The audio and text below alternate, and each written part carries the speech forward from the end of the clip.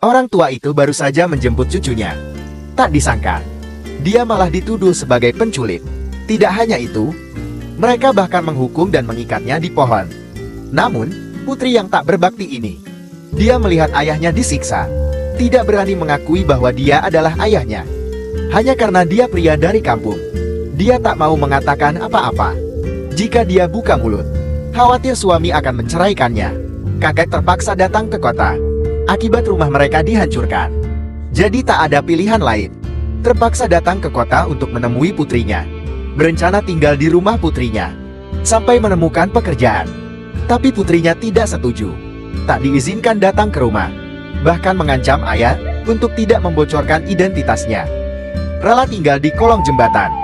Tapi tidak disangka, keesokan harinya saat kakak sedang memungut sampah, tidak sengaja dilihat oleh presiden wanita. Menatap kakak, ternyata orang tua itu adalah paman yang menyelamatkannya 20 tahun lalu dari penculik. Untungnya dia bertemu paman itu dan menyelamatkannya. Dan sekarang wanita itu adalah bos terkaya. Dia sangat senang menemukan penyelamatnya. Sang paman dibawa datang ke villa seluas 2000 meter persegi miliknya. Suami bertemu dengan penyelamat istrinya. Juga sangat senang, meminta paman untuk tinggal di rumah mereka dan berjanji akan merawatnya. Telepon berdering. Putrinya menelepon dan meminta dia menjemput cucunya. Mendengarnya dia langsung setuju. Ayah sangat bahagia dan gembira. Segera bergegas menjemput cucunya. Tapi itu hanya sementara. Karena terlalu lama menjemputnya, keluarga segera mencari cucunya. Mereka pikir dia adalah seorang penculik. Wanita ini takut pria tua membocorkan rahasianya. Identitas aslinya akan terungkap. Jadi dia terpaksa mengatakan, pria itu adalah tetangganya dari kampung. Suamiku, aku tidak bermaksud berbohong padamu. Aku takut kau salah paham. Sebenarnya dia hanyalah seorang pemulung. Dia adalah tetangga masa kecilku dulu. Karena aku tidak bisa menjemput putri kita, jadi aku terpaksa meminta bantuannya. Sebenarnya dia adalah pemulung di lingkungan tempat kita tinggal. Pemulung. Kali ini aku akan memberimu kesempatan. Tegas sekali kau mengatakan itu. Beraninya kau memanggilku Paman Shou? Kenapa aku tidak pernah mendengar jika lingkungan kita ada pemulung ini? Untuk apa juga? Lagi pula aku juga tidak begitu mengenalnya dekat. Baiklah, ini semua salah paham. Kita lepaskan saja dan biarkan dia pulang. Jika sampai kami bercerai, cucumulah yang paling menderita. Jadi cepat pergi dari sini, sebelum suamiku berubah pikiran. Kakek sangat kecewa. Karena kau bukan penculik anak. Ayo pergi, ayo pergi. Xiaofeng. Bahkan jika Nyonya Chen sedang cuti, jangan sembarangan minta orang jemput putrimu. Bagaimana jika dia jahat, dan Yoyo dibawanya pergi? Bukankah kau sendiri yang rugi? Kau lihat dia, sangat kumun. Sampai di rumah nanti, kau bersihkan Yoyo, aku takut dia tertular miskin. Bisa-bisanya kau melepaskannya begitu saja. Ingat dengan peringatanku tadi. Dan aku tak pernah main-main dengan ucapanku. Cepat pergi, kenapa kau masih berdiri di sini? Bukankah kau sudah bertemu Yoyo?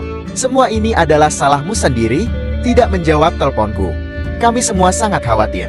Aku hanya ingin menghabiskan lebih banyak waktu dengan Yoyo. Aku tak pernah punya niat buruk, apalagi dia itu cucuku. Lihatlah kotor dan menjijikkannya dirimu. Tubuhmu pasti banyak bakteri. Bagaimana jika putriku terinfeksi virus? Nak ayah tidak sekotor yang kau pikirkan. Bagaimana bisa kau bicara seperti itu?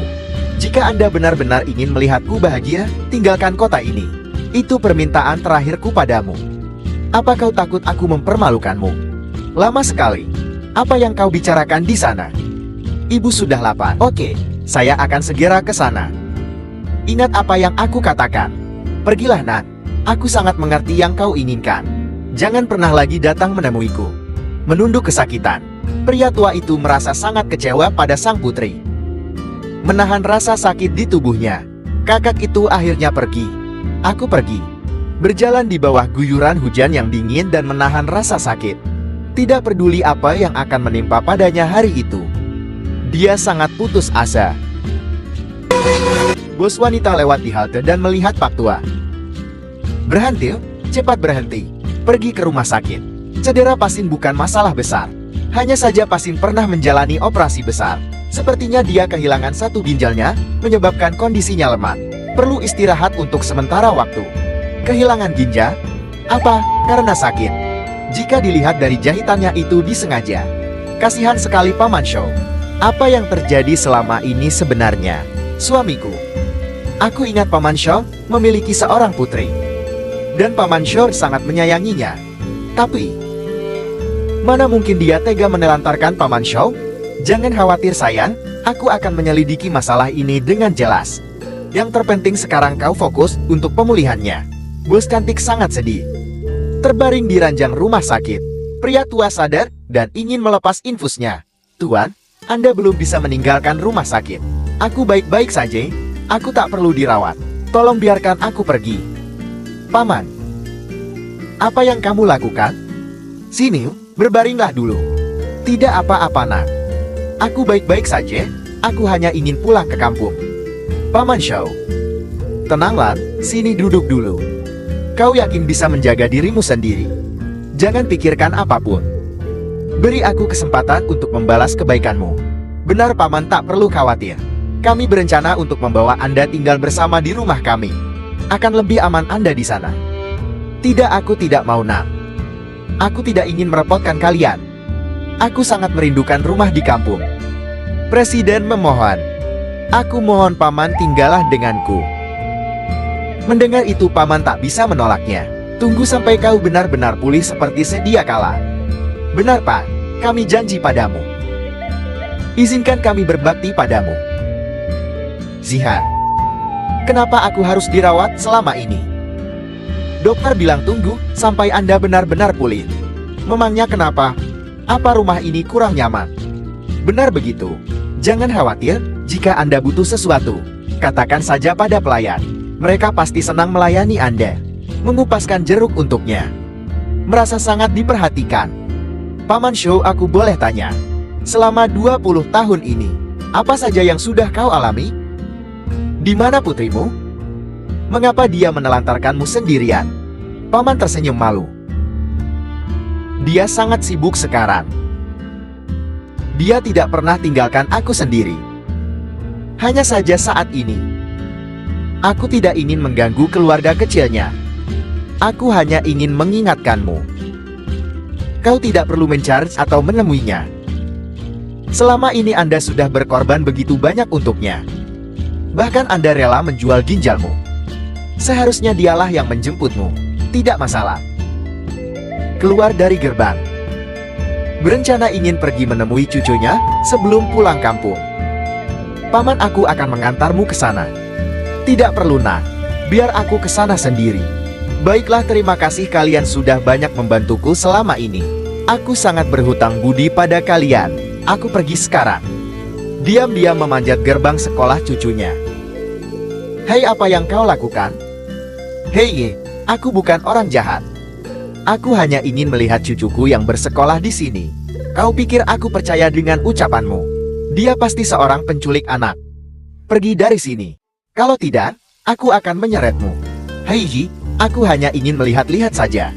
Setelah itu, aku akan pergi. Cepat turun. Kau pikir kami bisa kau bohongi? Dipergoki menantunya kembali. Wajah yang sangat penuh amarah.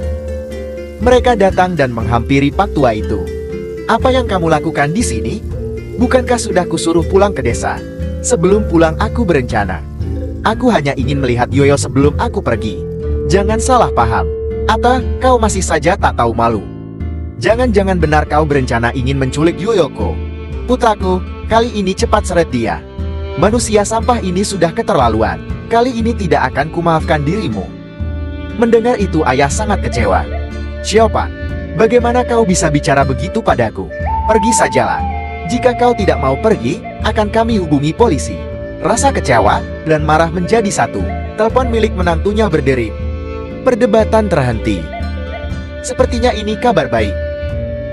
Halo Xiao Xuanfan. Baiklah, aku akan datang. Suamiku, apa yang membuatmu sangat senang? Baru saja Ketua Zul menghubungiku. Dia mengundang kita untuk datang di acara perjamuan cewek show malam ini. Kali ini sepertinya kau beruntung. Lain kali tidak akan pernah kuberi kau kesempatan. Jika tidak kuhabisi kau. Sayang, Usir dia sekarang juga. Memberikan tas Pak Tua. Kamu cepat pergi. Cepat pergi dan ingat jangan pernah lagi kau temui anakku. Pak Tua sedih. Pamit pada putrinya. Aku pergi. Kakek pun pergi meninggalkan mereka. Menikmati sebotol minum dan roti di pinggir jalan. Tiba-tiba telepon berdering. Keluarkan HP dari celana. Ternyata itu adalah putri angkatnya. Terlihat dia sangat senang sekali. Zihan, Paman, kau sudah di mana? Malam ini aku ada pesta, dan aku mengundang putrimu Xiaofen. Masih di stasiun dan belum berangkat ke desa. Bagaimana bisa? Tadi aku mendapat masalah lagi. Aku sudah diusir oleh putriku. Tunggu di sana Paman, aku akan menjemputmu. Berjanjilah jangan kemana-mana. Pergi ke stasiun, lebih cepat. Menemui Paman yang sedang sendirian di stasiun. Paman ikut aku. Sudah siap untuk pergi. Bagaimana aku bisa setega itu melihatmu tinggal di desa sendirian? Kau pasti sangat kesepian. Aku sungguh ingin berbakti padamu Paman. Bagaimana kau ikut saja dulu aku ke cara ini? Ayo, kita temui anakmu. Tidak Zihan. Kumohon Paman. Ayo, naik mobilnya. Kita ke sana sekarang. Akhirnya kakek pun setuju dan ikut. Jamuan yang sangat mewah. Terlihat semua kolega besar yang hadir. Investasimu kali ini mengundang orang-orang besar. Kakek tua sampai di pesta malam itu. Kenapa kita tidak pulang ke rumah saja? Paman, kau boleh berjalan-jalan di sini sebentar sendiri. Ambil saja apapun yang ingin Anda makan dan minum. Anggap saja rumah sendiri. Aku segera turun jika sudah selesai berias. Baik nak. Pesta yang sangat mewah. Kakek benar-benar takjub dibuatnya. Dia tak menyangka. Pesta ini sangat megah dan indah. Ibu tersenyum. Ini benar-benar pesta orang terkaya bukan? Tentu saja. Semua yang datang ke sini adalah orang-orang kaya di kota ini. Ini adalah anugerah untuk kita. Tampak dari kejauhan. Kakek yang dianggap penculik oleh mereka. Sedang apa dia di sini? Putrinya cemas. Menyeret tangan ayahnya. Ayah pun sampai kaget. Untuk apa kau datang ke sini? Bagaimana pengemis ini bisa masuk? Siapa yang izinkan? Sampah sepertimu bisa masuk ke tempat ini. Tidak peduli bagaimana kau bisa masuk. Keluar dari sini sekarang juga. Lepaskan aku. Aku kesini atas undangan pemilik acara. Tolong aku bukan penjahat. Kalian semua lepaskan dia. Semua kaget melihat siapa yang datang. Selamatkan kakek tua yang tak berdaya. Tolong aku nak. Tenang Ketua Su. Biar aku yang tangani sampah masyarakat ini. Anda tidak perlu mengotori tanganmu. Zihan, diam kau bodoh. Beraninya kau memanggil nama Ketua Su. Terlihat ketua sangat marah. Tuan Su, kenapa Anda memukulku? Kaki menendang. Ibu sangat terkejut. Beraninya kau buat masalah di sini. Pengawal, seret mereka keluar. Ibu menolaknya. Xiaofe, kamu salah paham. Justru dia yang membuat keributan di sini. Dia juga mengatakan bahwa dia adalah tamu Ketua Su. Dia yang salah. Dia itu penipu. Mana mungkin orang miskin ini kerabat kalian? Ini tidak mungkin. Ketua tidak terima ucapan wanita tua. Paman Xiao, kau baik-baik saja? Aku sangat baik-baik saja. Ini semua salahku nak. Jadi dia Paman Xiao, orang yang sudah menyelamatkan Tuan Putri saat masih kecil. Akhirnya Tuan Putri bisa bertemu dengannya kembali. Wanita ini bingung. Semua tamu dibuat kaget. Beraninya mereka menyakiti pamanku. Maka tidak akan aku lepaskan kalian. Bagaimana mungkin? Ini pasti salah. Bagaimana bisa dia jadi kerabat ketua? Istriku. Bukankah kau dia tetanggamu di kampung? Bagaimana mungkin dia sekarang jadi kerabat ketua? Tapi aku tidak berbohong. Ketua sangat kecewa pada putri pamannya. Xu Xiaofan, sepertinya kau bukanlah manusia. Jika kau tidak mengenalnya, lalu siapa yang membuat kau ada di dunia ini? Akulah wanita kecil yang diselamatkan ayahmu. Saat itu aku iri sekali padamu. Kamu bisa memiliki orang tua yang begitu memperhatikanmu. Tidak mungkin. Jadi kamu adalah gadis yang diselamatkan ayahku dari penculik. Susihan. Pria itu berlutut. Maafkan kami Ketua Su. Aku benar-benar tahu aku salah. Jika ku tahu jadi begini. Mana mungkin aku berani melakukan itu? Ketua, tolong maafkan aku. Ketua merasa sangat marah dan kecewa. Jika putrimu tidak menganggap dan menginginkanmu, maka aku siap menggantikan posisinya. Sudah cukup semua pengorbanan yang kau berikan untuknya. Kakak sangat beruntung bisa bertemu dengan Nona Su. Merangkul kakak. Tidak apa-apa paman. Mulai hari ini dia bukanlah lagi putrimu, melainkan aku.